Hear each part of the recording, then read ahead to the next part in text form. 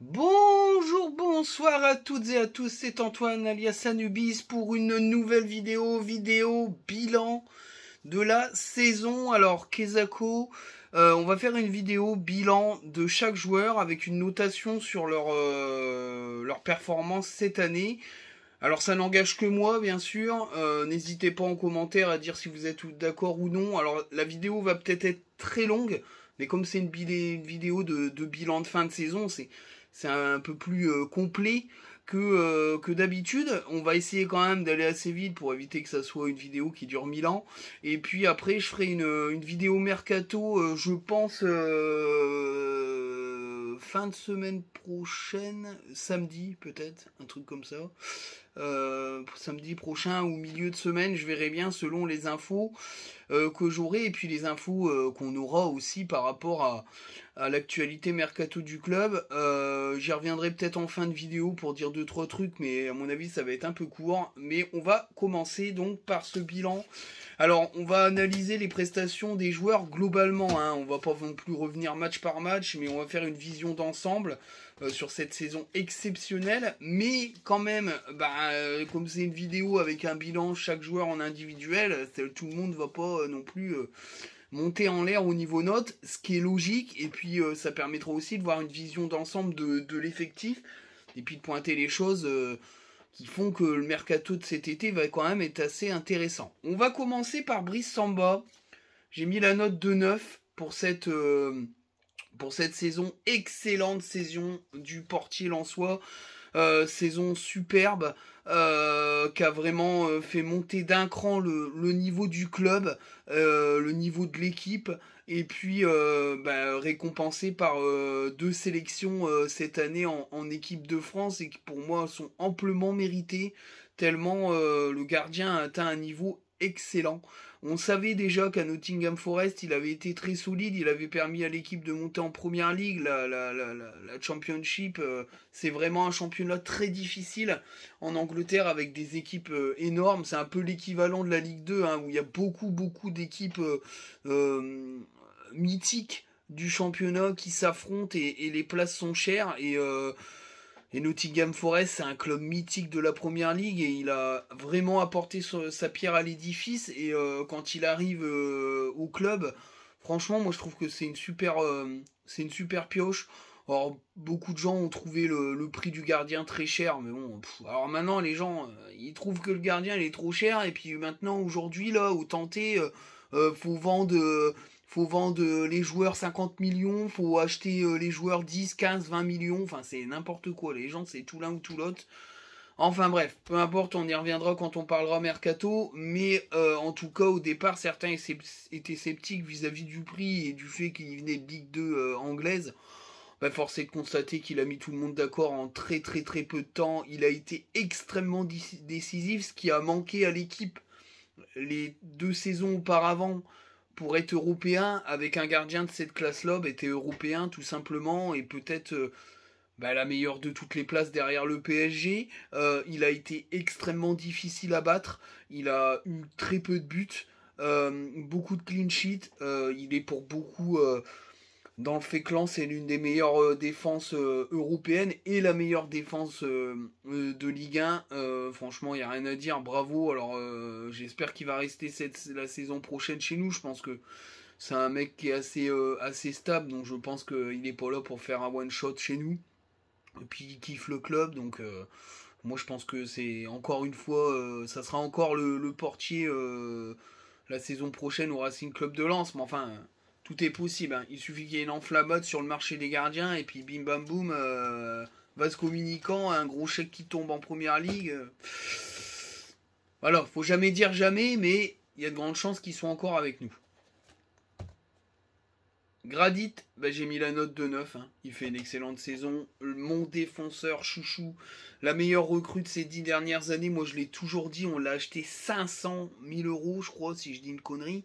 À Caen, mais quelle rentabilité. Il a été régulier, le plus régulier des trois pour moi, même si les 2 autres sont énormes. Lui, il a jamais vraiment baissé. Il a été bon dès le début de la saison.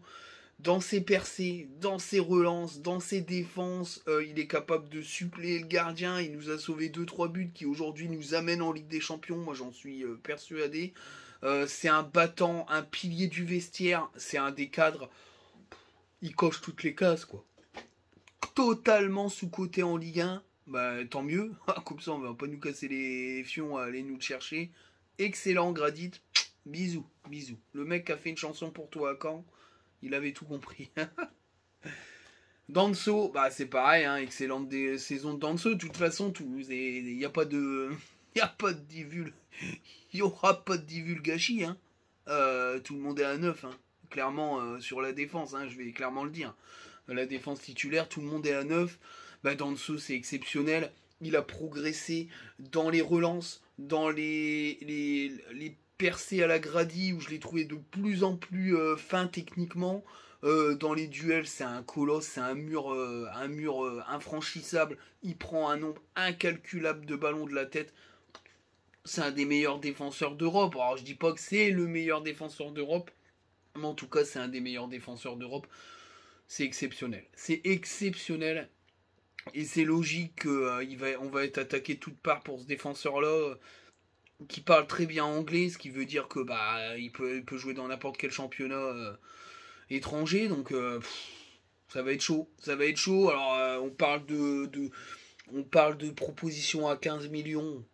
Je pense que ça montera plus haut, mais après, comme je l'ai dit, on est Lens, on est en Ligue 2, on est en Ligue 2 de l'Europe. Clairement, parce qu'on n'a pas été en Europe depuis 10 ans, on n'a pas de nom, on s'est pas fait un nom en Europe. C'est difficile, en vrai, comment dire, de poser ses couilles sur la table face à des gros cadors. Voilà, parce que bah, c'est difficile de dire non, c'est comme ça, puis fuck. Monaco est capable parce que c'est un grand nom du football européen. Lyon, c'est pareil. Voilà, mis à part l'Angleterre où ça dérègle totalement les prix. Voilà, s'il part à 30-40 millions, ça sera une excellente vente et ça sera une grande perte, mais ça va être compliqué parce que il est vachement demandé en fait. Il est vachement demandé, on verra bien, mais exceptionnel encore. Dans l'exceptionnel, bah, excellente saison de Medina, rien à dire aussi, en progression parfaite, totale. Régulière, techniquement très propre, capable de faire des passes décisives, d'apporter offensivement, il est capable de marquer, il est capable de passer, il est défensivement extrêmement propre, il prend de moins en moins de cartons, la relance est toujours belle, même s'il a fait 2-3 gagades, mais bon, ça arrive, hein, on va pas non plus s'arrêter là-dessus, mais c'est pareil, ça va être hyper demandé, un défenseur comme ça, en plus il a été récompensé puisqu'il a été sélectionné en équipe d'Argentine.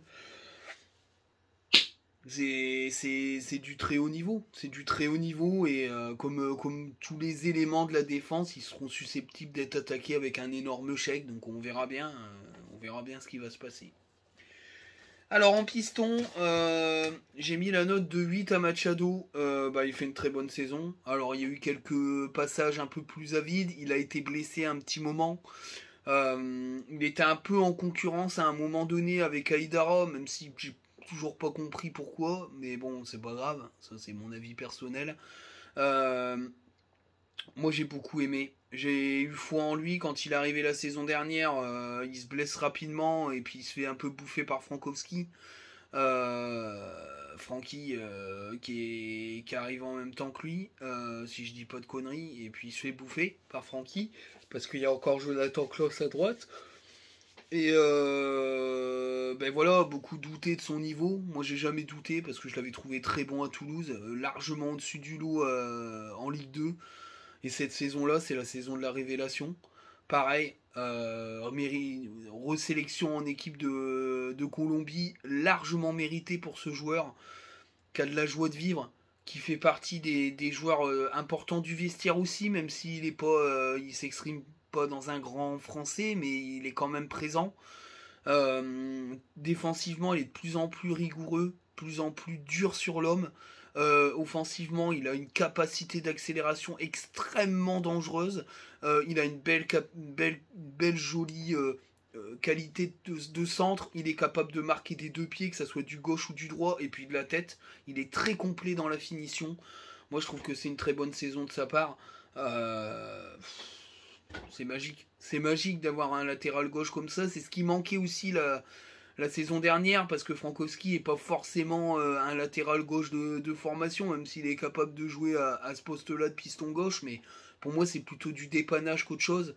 Même s'il avait créé un petit peu la surprise la saison dernière en marquant pas mal de buts, en repiquant sur le pied droit, mais dès qu'il a été géré par les défenses, c'était fini, on l'a plus vu offensivement Frankowski. Donc c'est vrai que là Machado là-dessus il peut pas trop être mis en échec, parce que c'est un gaucher talentueux. Donc voilà, très bonne saison. Même note pour Frankowski, très bonne saison aussi, il s'est révélé aussi cette saison. Il avait déjà été plutôt bon la saison dernière. Cette saison, je trouve qu'il est meilleur, même si je trouve que son début de saison est quand même... j'aurais mis excellent s'il avait fait un meilleur début de saison. Je trouve qu'il a commencé à être meilleur quand Cabot s'est blessé. Bizarrement, je pense que la concurrence lui avait pas forcément fait du bien. Et une fois que Cabot s'est blessé, je l'ai trouvé bien meilleur. Et puis après la Coupe du Monde, il a explosé. Je trouve que il a eu un effet Coupe du Monde sur lui. Très bon à droite. Capable de faire de bonnes choses à gauche. Il s'est installé totalement à ce poste-là. Pareil, il a la cote en Allemagne, mais c'est bon, il se plaît bien chez nous, donc je pense que c'est pareil. S'il n'y a pas trop de gros chèques, on pourrait le retrouver chez nous, mais en l'absence longue et prolongée de Jimmy Cabot, il va falloir quand même sécuriser ce très bon joueur. Ce très bon joueur, une belle capacité de centre, une belle capacité de frappe. Les corners, c'est un peu moins ça, même si je trouve qu'il s'est amélioré dans les coups de pied arrêtés, ce qui était un petit peu son point faible. En tout cas, moi je trouve que c'est très bon. C'est très bon. Très bonne saison de la part de Seko Fofana. Alors j'ai pas mis excellente saison parce qu'il a eu quelques périodes où il était assez frustrant, où il voulait trop jouer le héros, et puis au final la saison est solide. Alors s'il avait pas mangé les poteaux, il serait déjà à 5 ou 6 buts. Ça n'aurait pas changé ma note, parce que au final c'est pas forcément les buts qui comptent, même si ça le rend décisif. Il a quand même fait pas mal de passes décisives aussi. Extraordinaire sur les gros matchs face aux gros adversaires, peut-être un peu plus en dedans quand l'adversité est plus facile. J'ai trouvé qu'il avait quand même eu plus de liberté à un moment donné. J'ai bien aimé sa saison. J'ai bien aimé sa saison, et voilà, c'est pareil. Je pense que lui, ça va être compliqué de le garder, surtout que dans son état d'esprit, ben, il a fait ce dont pourquoi il était venu, c'est-à-dire emmener le club en Europe. Il a emmené à la plus haute marche derrière le titre de champion. Je pense qu'il est dans le sentiment du devoir accompli. Maintenant, il a largement les opportunités de faire ce qu'il veut, soit de rester et de jouer la Ligue des Champions à Lens. C'est une opportunité qu'il peut saisir, ou soit partir parce qu'il est quand même à 27-28 ans, tenter une expérience dans un gros club. On verra bien, mais c'est pareil.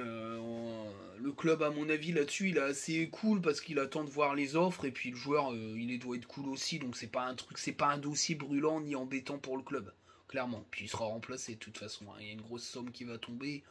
Je pense pas que ça sera en dessous des 20 millions. Avec 20 millions, tu recrutes un remplaçant à Seko Fofana ou de son niveau. Après, Seko Fofana, c'est Seko Fofana. J'ai mis la note de 9 à Abdoul Samed. Bah, excellente saison d'Abdoul Samed, hein, clairement. C'est exceptionnel ce qu'il fait. Pour une première année dans un club plus huppé que Clermont, avec des attentes plus grandes, il a été excellent, excellentissime. Je mets une meilleure note que Seko Fofana parce que je l'ai trouvé beaucoup plus régulier que Seko Fofana. On a senti que quand il était moins bien, l'équipe était moins bien. C'est clairement le doublon parfait de Doucouré, avec peut-être encore une rigueur défensive encore meilleure. Techniquement, dans la récupération, c'est du très haut niveau, dans le nettoyage du ballon, dans la relance. Bon, après, au début, c'est pas Doucouré parce qu'il a pas la même frappe. Mais voilà, c'est une excellente saison, une excellente première saison. Il a d'ailleurs prolongé, notre ami Abdoul Samed. Moi, je dis que c'est bien. C'est une super recrue, il faut continuer comme ça, c'est-à-dire aller chercher des joueurs à 4, 5, 6 millions d'euros qu'on a jaugés, qui sont abordables et qui peuvent exploser chez nous, quoi. On va pas commencer à claquer. Après, je fais un mélange mercato, mais c'est l'exemple précis de ce que le club doit continuer à faire. Voilà, c'est tout. Excellente saison. Ensuite, alors, je vais sur le 11 de base, hein. Parce que je vais aller comme ça, je vais sur le 11 de base. Après, on affinera avec les remplaçants, puis les joueurs qui sont venus après, parce que je trouve que c'est plus simple comme ça. On va aller sur Sotoka, je mets la note de 8. Bah, moi, je trouve qu'il fait une très bonne saison, au final, dans les stades footballistiques, il est plutôt bon.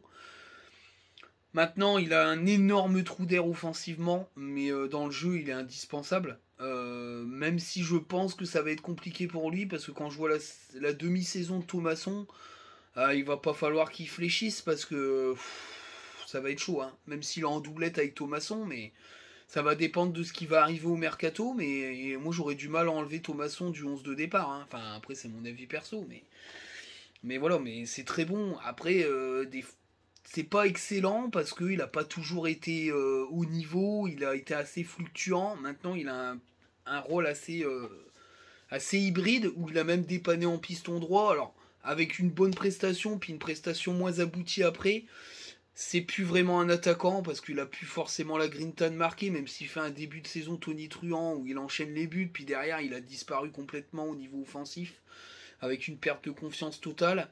Mais il a continué à distribuer des galettes et à être très bon dans le jeu d'équipe et dans le jeu de passe. Franchement, il a franchi des paliers maintenant. Où il va s'arrêter, j'en sais rien. Où est le plafond de verre d'un joueur qui commence à prendre de l'âge, hein, parce qu'il doit avoir, je sais pas quel âge il a, Sotoka, mais vous me le direz dans les commentaires, mais ça approche la trentaine, hein, sûr. Hein. Et voilà. Est-ce que la Ligue des Champions, c'est pas un morceau trop haut pour un joueur très particulier, mais qui pourra peut-être pêcher à ce niveau-là? Enfin, je sais pas. Je suis assez interrogatif, quoi. Je sais pas trop. Il est très très déstabilisant, ce joueur-là. Mais après, j'aime beaucoup, hein, parce que c'est vachement intéressant. Hein. Il est vachement bon techniquement. Hein. Il est bon techniquement, il est bon au niveau du coffre, même si je trouve que sur la longueur, il tire un peu la langue sur une saison. Mais techniquement, il est très bon. Je veux dire, la version Sotoka, c'est un homme de l'ombre, c'est faux. Hein. Techniquement, il est capable de dribbler un joueur, de faire des passes de très haute qualité.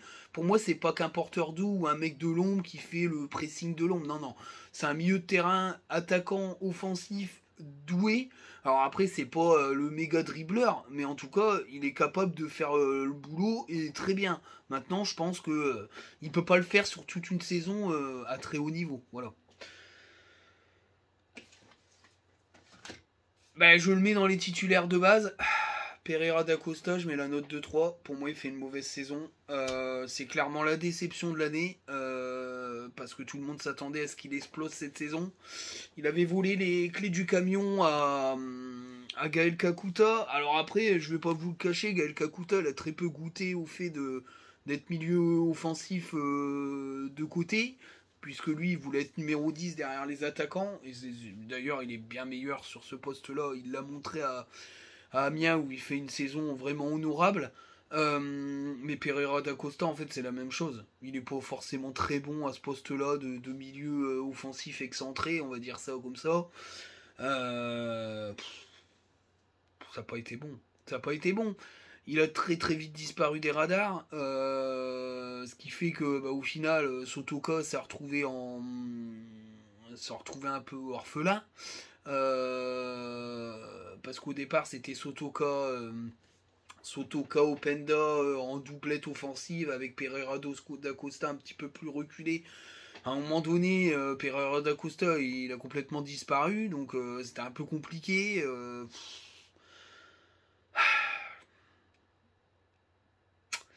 Il est prolongé, mais il n'y a pas d'électrochoc derrière, parce que clairement, il se fait fusiller par Francaise, hein, qui lui dit clairement que qu'il bouge pas assez son cul, quoi. Donc il n'y a pas eu de réaction. Donc pour moi, c'est une mauvaise saison, malheureusement pour lui. Malheureusement pour lui. Faut le dire. Mais lui, par contre, il fait une excellente saison. Excellente saison. Excellente saison. J'hésitais à mettre 10 parce que c'était presque parfait. Alors pourquoi je mets pas 10? Parce qu'il a eu un moment où il a pu marquer. Puis après, il a reparti en guerre et puis il a enchaîné les buts. 21, 22, 21 buts. 21 buts cette saison. Il dépasse Roger Bouli. Il est derrière Lèche. Georges Lèche. Que dire? 23 ans, international belge, un crack. Clairement, qu'on a été chercher 10 millions et qu'en vaut au moins le triple aujourd'hui. Finit même peut-être le quadruple. Quand tu vois le prix d'un joueur comme Vitinha, je pense qu'aujourd'hui on peut mettre Openda à 35-40 millions d'euros.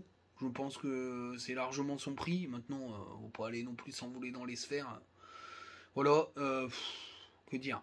Vitesse, récupération des ballons, capacité de dribble, finition perfectible quand même, parce qu'il y a eu quand même un gros manque de finition, ce qui fait qu'il n'a pas marqué pendant un moment, puis il l'a retrouvé après, il a bossé. Le coach mental l'a sûrement fait franchir un cap, et puis après il était inarrêtable. Inarrêtable, le triplé le plus rapide de l'histoire de la Ligue 1. Voilà. Et que veut dire d'autre? C'est excellent. C'est excellent. Il faudrait qu'il reste avec nous en Ligue des Champions. Maintenant c'est pareil, s'il part, il part avec un énorme chèque. Donc après derrière on pourra toujours trouver un remplaçant, même si c'est toujours difficile d'aller trouver un remplaçant qui fasse une saison aussi merveilleuse que celle de Luis Openda. Mais voilà, après c'est le foot moderne. Un gros qui arrive avec un énorme chèque, c'est difficile de refuser, clairement. On va aller sur les remplaçants, parce que là j'ai fait le tour de l'équipe type. Et puis on ira sur les deux dernières. On va. Ouais, on va passer sur les deux parce que comme il rentrait un peu beaucoup, Thomasson, bah pour moi c'est excellent. C'est excellent. Ces 6 derniers mois, son arrivée au mercato, c'est excellent, excellent. Buteur, passeur, il a pris une sacrée dimension dans cette équipe. Il est capable de récupérer des ballons. Il se bat sur chaque ballon de la tête. Il a un timing de mongol. Il passe, il bute. Exceptionnel, exceptionnel. Alors, moi j'avais toujours trouvé que ce joueur-là était bon. Il fait une saison en demi-teinte à Strasbourg parce que je pense que l'effectif et le club étaient en fin de cycle et puis il s'est senti peut-être la saison de trop, je sais pas. En tout cas, chez nous, il revit, il va aller en Ligue des Champions. Pour moi, il a le niveau pour performer sur la scène européenne parce que il a vraiment un profil hyper complet et c'est vraiment impressionnant. Fujini, je mets la note de 7. Bah moi je trouve qu'il fait 6 bons mois intéressants. Même si il se fait un peu éclipser par l'énorme demi-saison de Thomasson. Moi j'aime beaucoup ce que produit Fujini. C'est un peu un profil à la Gaël Kakuta, mais peut-être déjà plus jeune et puis peut-être un petit peu meilleur dans la récup. Les coups de pied arrêtés c'est très bon. Techniquement, il fait des trucs de mongol. La qualité de passe, c'est pareil. Maintenant, il avait très très peu joué. Je pense qu'il manquait pas mal de rythme. Ce qui fait que ça a été un petit peu inégal dans les prestations. Puis il a commencé un peu à sauter du 11 de départ. Alors, certains s'inquiètent, comment dire,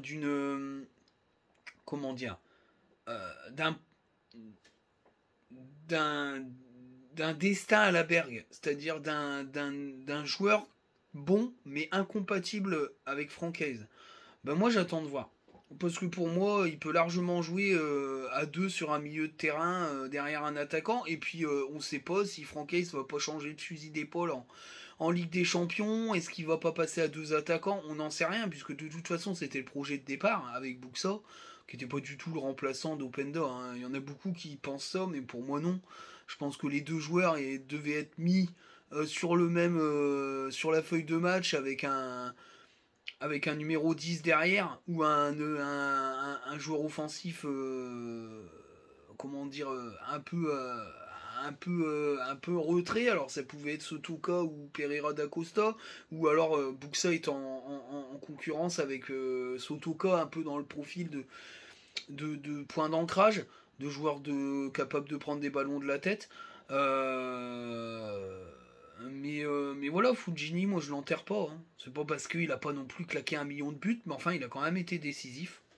Moi, pour moi, il fait une bonne saison. Maintenant, c'est pas non plus une très bonne demi-saison. Ça manque de quelques ingrédients. Mais la saison prochaine, avec une prépa complète, ça peut faire très mal. C'est mon avis personnel. Dans les remplaçants, Wesley Saïd, bah moi je suis désolé. Hein. Mauvaise saison. Hein. Alors, beaucoup de blessures, mais enfin après, il met un but exceptionnel où il dribble tout le monde dans la surface. Moi je veux bien. Hein. Je veux bien. Si tu t'arrêtes à ça, ouais, ok, c'est excellent.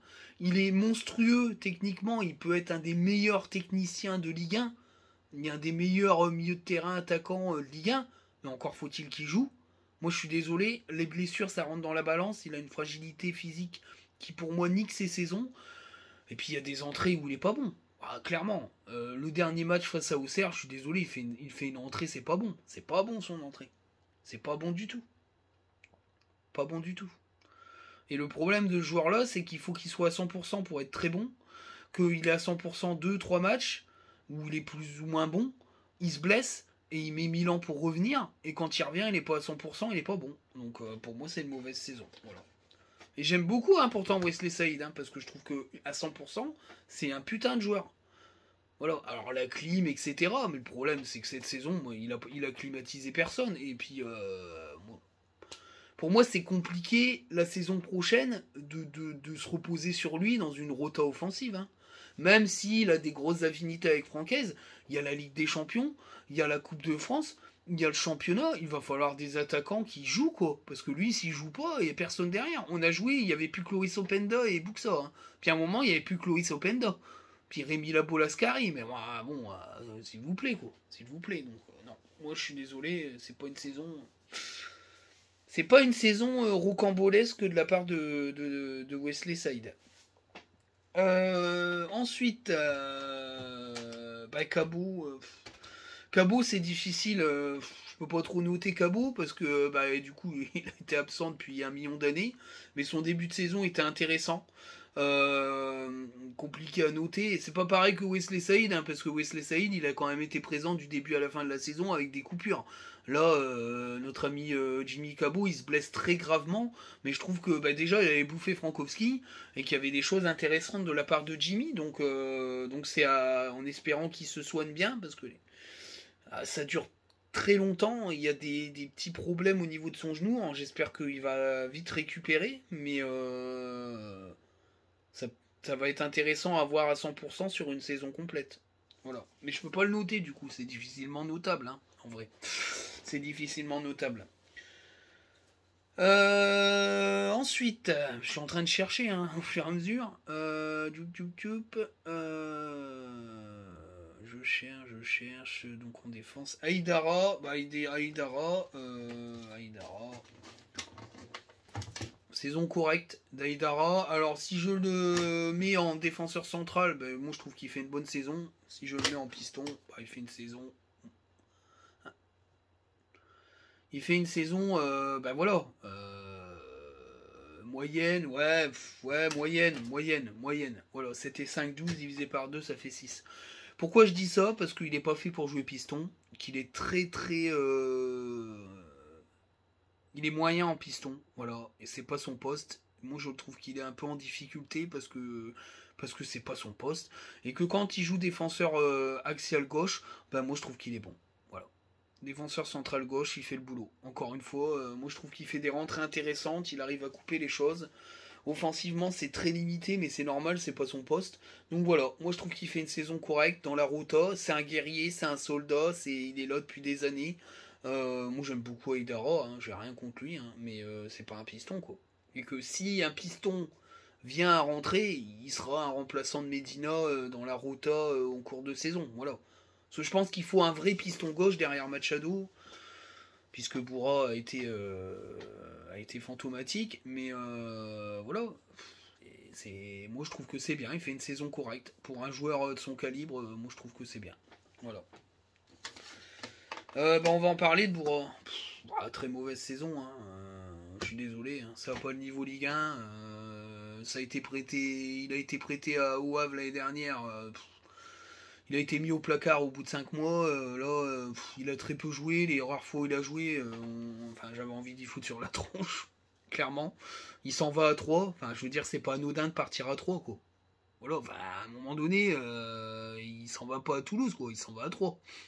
Voilà, donc c'est son niveau, hein, voilà. Mais le problème, c'est que je pense que Francaise n'avait pas trop le choix, puisque derrière Machado, il avait personne, et que Frankowski, il peut pas jouer sur les deux postes en même temps sur le terrain, il a pas le droit, donc voilà. Je suis très sévère avec Boura, mais faut dire ce qui est fait une très mauvaise saison. Voilà.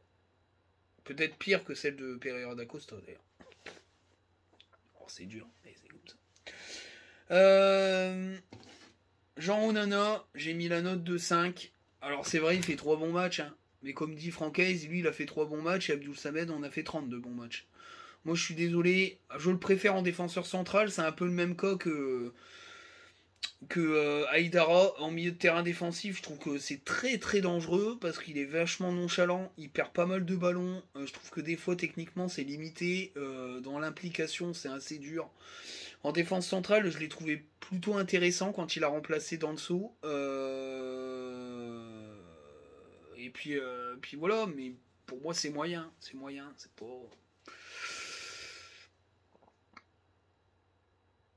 Voilà, c'est pas terrible. C'est pas terrible, mais bon. Après, en même temps, on s'est fait voler le joueur qu'on voulait avant de le recruter, donc voilà. Pour moi, c'est une erreur de casting. Mais ça reste un joueur qui peut jouer en Ligue 1. Voilà. Alors il a dit à l'année prochaine, mais moi de ce que je sais, il y a quand même des velléités de départ, hein. Après, je pense que ça sera beaucoup lié au mercato en fait. Parce que si ça recrute à son niveau, à son poste, c'est-à-dire défenseur central et ou milieu de terrain, je pense qu'il partira parce qu'il sait qu'il aura pas de temps de jeu. Voilà, sincèrement, je le pense. J'ai mis la même note à Poreba, saison moyenne, hein, pour ce joueur. Sincèrement,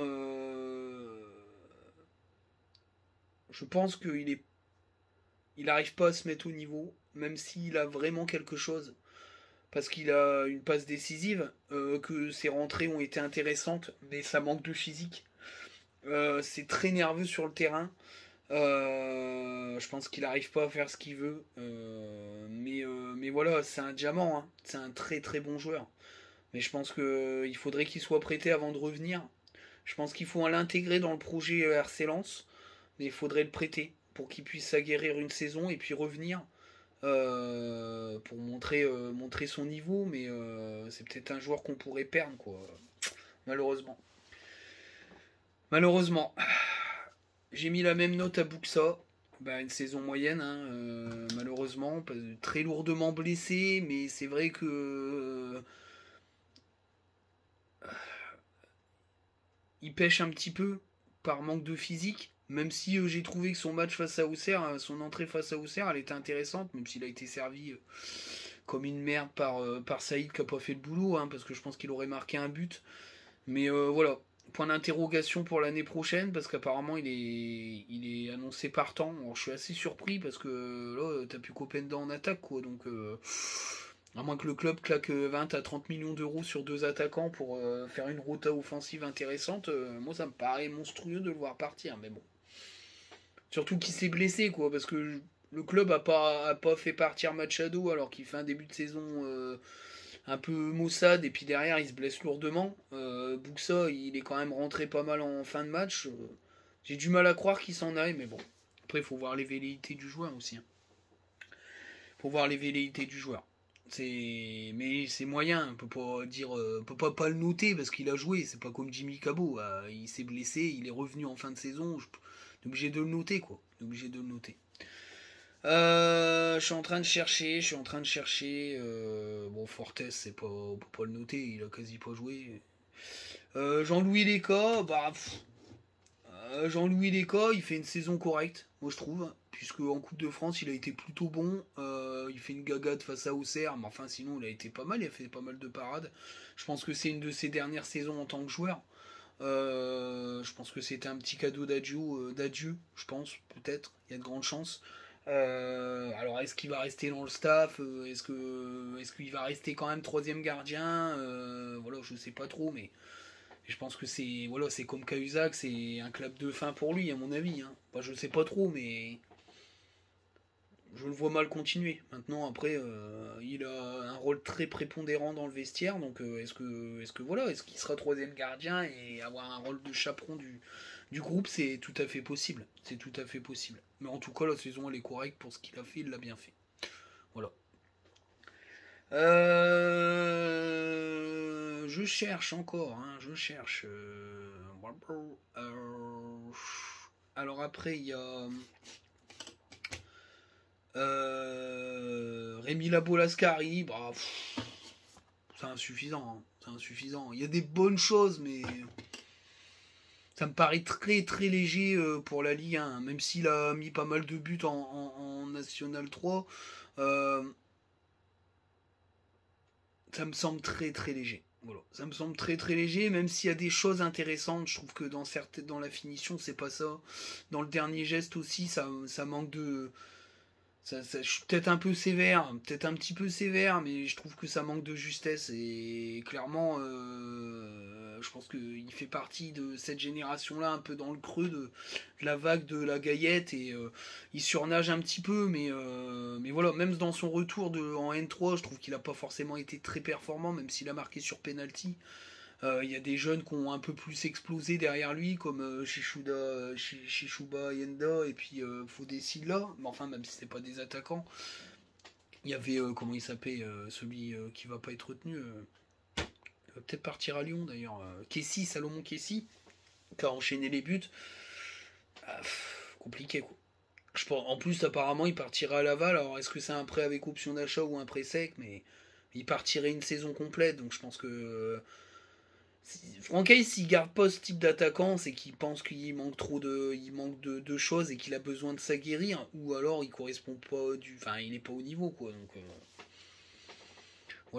voilà pour lui. Bon après, il faut être patient, mais moi je trouve que c'est insuffisant quoi.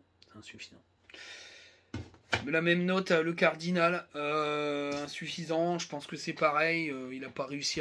Il n'a pas franchi le cap de la Ligue 2. Il y a des choses intéressantes. Il s'est blessé, mais c'est limité quoi. En Coupe de France, il aurait pu. Il s'est vachement brouillon. Ça manque un peu de tout quoi. Ça manque un peu de tout. Même si j'avais senti un truc, hein, j'étais vachement positif. Je me suis dit putain, ouais, il a du péchon, mais c'est pas suffisant le péchon. C'est pas suffisant quand t'es un peu juste techniquement. Voilà, faut clairement le dire. Alors il y a Pandore, mais Pandore il a pas joué, je crois, ou très peu. Je sais même pas, je crois qu'Yannick Pandore il a pas dû jouer. Je dirais une connerie, mais je suis pas sûr. Non, je crois pas. Je crois pas. Non, ça me dit rien. Je crois pas. Je crois pas qu'il ait joué Pandore. Je suis en train de chercher. Je pense que j'ai fait le tour hein, de tout le monde. S'il en manque, je compléterai en commentaire. Ah bah si, je suis con. Alexis Claude Maurice. Bah, Alexis Claude Maurice, moi c'est moyen. Voilà. Et tu vois, je l'oublie. Alexis Claude Maurice, c'est moyen. Alors il parle d'une option d'achat, mais du coup ils en parlent plus de trop là, donc je sais pas trop. Il a annoncé quand même sur le retour à Nice. Bah, il a des bonnes stats, mais moi j'ai pas été convaincu. Après c'est des notes personnelles, hein, attention, hein. Il y en a qui vont adorer sa saison. Voilà, il marque 2 buts face à Auxerre, mais je trouve que sur la saison complète, c'est pas non plus transcendant. Il a complètement disparu. Après tu disparais pas pour rien du 11 de départ. Et tu disparais pas pour rien non plus du banc. Donc moi je trouve que c'est moyen. Il y a eu des bonnes choses, mais pas assez. Pas assez. Clairement pas assez. Moi je pense que voilà, c'est. Pour moi c'est un prêt sans option d'achat. À partir du moment où c'est ça, ça sert à rien. Voilà. Pour moi un prêt c'est avec option d'achat. Sinon les prêts secs. Les mecs sont pas toujours investis à 100%, même s'il y a un lien avec Francaise, mais. Il est très bon techniquement, mais je pense qu'il lui faut une prépa totale et puis qu'il a un déclic. Mais est-ce que c'est pas mieux de prendre un joueur pas payer trop cher parce que je pense que Nice nous feront zéro cadeau et qu'on va pas acheter Alexis Claude Maurice 7, 8, 9 millions d'euros. Moi je trouve ça très cher. Très cher. Donc voilà. Mais ouais, c'est moyen, moi je trouve. C'est moyen. Il y a pire dans l'équipe au niveau de la saison, mais je trouve que c'est moyen. Franchement, c'est pas trop ça. C'est pas trop ça. Je suis en train de chercher au fur et à mesure. J'ai pas fait la liste, hein, c'est vrai, je vous avouerai. Me suis pas fait chier, je vous avouerai. Je me suis pas fait chier parce que j'ai mis en tête, mais faut que je réfléchisse. Faut que je réfléchisse pour voir un petit peu si j'en ai pas oublié un dans l'eau. Ouais, bon, après, il y a Adrien Louveau, qui a très peu joué. Je pense qu'il va pas rester au club. Et puis voilà, il n'y a pas plus que ça, hein, je pense. Je pense pas que j'en ai oublié. En tout cas, c'est une super saison, hein, de toute façon. Hein, mais bon, après, c'est. Alors, il y a Wilker Farinez aussi. Mais Wilker Farinez, il n'a pas joué depuis 1000 ans. Donc, il n'a pas été là de la saison, malheureusement. Et sa blessure est quand même assez longue à se refaire. Mais il revient dans le groupe au fur et à mesure. À voir son rôle plus tard. Mais bon, c'est quand même compliqué pour lui. Voilà un peu les infos. Alors au niveau du mercato, parce que là je vois que ça va encore, j'ai été assez vite, j'espère que la vidéo va vous plaire quand même. Bon, il y a une petite coupure parce que j'ai vérifié quand même, j'avais un gros doute, mais bon, Adrien Louveau, j'ai pas trop pensé parce qu'il a très peu joué, puis il s'était blessé aussi, puis Wilker, je le comptais même pas dans l'effectif puisqu'il était pas là du départ de la saison. Mais, mais sincèrement, c'est vrai que c'est une supra-saison, quoi. Alors après, il va falloir être clément, hein, comme je le répète à chaque fois, parce que ça risque d'être moins bon la saison qui vient. Mais ça sera dépendant du mercato. Si on fait un mercato de classe, je pense qu'on peut revivre une super saison. Peut-être pas deuxième, mais en tout cas dans le top 6, ça sera une très très bonne saison. Moi, si on fait top 6 et qu'on se requalifie en Europe, ça sera une super super saison. Donc ça dépendra du mercato. Alors là, les dernières nouvelles, c'est bien sûr Kevin Danso qui commence à rentrer un peu dans les infos mercato. On parle aussi de Gift Orban. J'en ai parlé dans les joueurs suivis. Y a le LOSC aussi hein, qui est sur lui. C'est assez cher, hein. C'est 20 millions d'euros, mais pourquoi pas. Et puis ça peut être un très bon pendant à Luis Openda. Et puis voilà, on parle un peu de Facundo Medina, etc. Mais de toute façon, tous les cadres vont être attaqués. Donc les tweets style Facundo Medina, il plaît, machin, il plaît, bah oui, ça c'est sûr. Pour dire ça, moi aussi je peux le dire. mais voilà, alors après, il y avait la petite rumeur. Comment Ah, ça y est. Le trou. Ah, comment il s'appelle lui le joueur de Montpellier. Ah, comment il s'appelle Comment s'appelle ce joueur de Montpellier Ouais, je tape sur mon PC en même temps parce que j'ai un. Je vais regarder. Ah, Joris Chotard. Voilà. Donc, il y a une info sur une page fan de une page Twitter fan de Montpellier qui est quand même assez bien renseignée. Lens serait intéressé par Joris Chotard. Ben, c'est pareil, hein, c'est des jeunes joueurs très talentueux qui sont encore perfectibles, qui sont pas non plus à des sommes mirobolantes. Mais le problème, c'est qu'on n'a pas fait de cadeau aux équipes de Ligue 1 la saison dernière. Ils nous feront pas de cadeau cette saison non plus. Petite indiscrétion. J'ai discuté avec un agent qui m'a clairement dit que il y aurait vraiment la possibilité de voir arriver un très très gros morceau dans ce mercato et que le club attendait de voir qui partirait. Alors quand on parle de très gros morceaux, je parle vraiment de très gros joueurs, de très très gros joueurs. Qui serait quand même une sacrée surprise à Lens.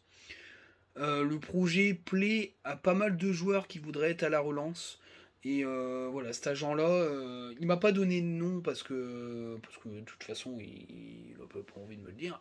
Mais voilà, il m'a dit, écoute, franchement, tu vas voir, le club est en train de monter un dossier, c'est chaud. C'est chaud. Voilà, c'est un collègue qui m'en a parlé parce que il est agent de ce joueur-là et il travaille dans une boîte d'agents qui gère ce joueur-là. Il m'a dit, enfin voilà, il a été approché et c'est vraiment un gros morceau et ça pourrait être vraiment vraiment intéressant chez vous et ça pourrait vraiment marquer les esprits. Donc voilà, moi j'attends de voir, mais c'est vraiment c'est vraiment quelque chose qui pourrait nous choquer parce que ça va pas dans le sens du mercato classique du club. Maintenant, il y a la Ligue des Champions, donc je pense que de toute façon, il va falloir faire un énorme coup avec un joueur qui a une grosse expérience en Ligue des Champions et beaucoup de talent. Lens a marqué les esprits en Europe, pourquoi pas. Alors maintenant, ça veut dire que si tu fais un gros coup, après, bah, va falloir faire un mercato assez prudent sur les autres postes parce que tu peux pas non plus claquer des 1000 et des 100 tous les côtés. Mais voilà, voilà. Là, en plus, je veux dire, l'agent, je le connais bien parce que ça fait un moment que je le connais, qu'on discute. C'est quelqu'un de cool. C'est pas l'agent qui balance des noms pour faire mousser. C'est pas du tout ses méthodes de travail parce qu'on a parlé beaucoup. En plus, il est fan de Lens. Et voilà, lui, il aime pas ce boulot-là, quoi. C'est pas un. Comme il dit, c'est pas un bouffeur de foot mercato parce qu'il balance pas des infos à foot mercato pour récupérer des thunes et puis blabla. C'est pas du tout son genre. Lui, c'est vraiment voilà, c'est un agent un peu classique où entre lui et ses joueurs, c'est discussions et puis si le joueur a des demandes, lui, il les exécute par rapport aux demandes du joueur. C'est vraiment un agent assez classique et il est assez solide quand il parle. Voilà. Bah, du coup, ça me rend très très curieux. Maintenant, je vais essayer de gratter, mais bon, si c'est un gros ponte, c'est mort, j'aurai rien du tout. Donc, je peux même pas essayer d'ailleurs. C'est pas la peine. Mais voilà. Je referai quand même un dossier scouting, je pense. En même temps que la vidéo mercato qui va être dans fin de semaine. Euh, Essayer d'aller à la pêche aux infos, mais ça va être vachement fermé parce que le club, c'est un mercato très important pour l'avenir du club, peut-être plus important que celui de l'été dernier, qui était quand même le mercato des 4 descentes, etc., de la deuxième saison en Ligue 1. Celui-ci là, il est clairement importantissime pour la suite de la progression du club. Donc je pense qu'il y a beaucoup de tensions au sein du club et comment dire, toutes les écoutilles doivent être fermées pour éviter que il y ait du grabuge, clairement. Je pense, ça va être ça, ça va être très très fermé. Donc voilà. Sur ce, je vous dis à très bientôt. Vidéo mercato tout l'été. Et puis on reprendra les vidéos d'après match à la reprise de la saison. Je ferai peut-être des bilans de matchs de prépa, mais j'aime pas trop parce que c'est des matchs de prépa, mais bon. On pourra au moins parler des tendances par rapport aux recrues, quoi. Ça sera surtout une analyse des recrues. Plutôt que des joueurs, on les connaît, je veux dire, en prépa, on va pas les juger les mecs qui sont là depuis 2 ans. En prépa, on n'a rien à foutre. C'est surtout les nouvelles recrues, voir un peu ce qu'elles apportent. Puis les jeunes qui seront intégrés à ce groupe-là. Sur ce, ciao les amis. Et Mathéo Nord, super documentaire sur Prime Video. Matez-le, vraiment, c'est excellentissime. Ciao les amis.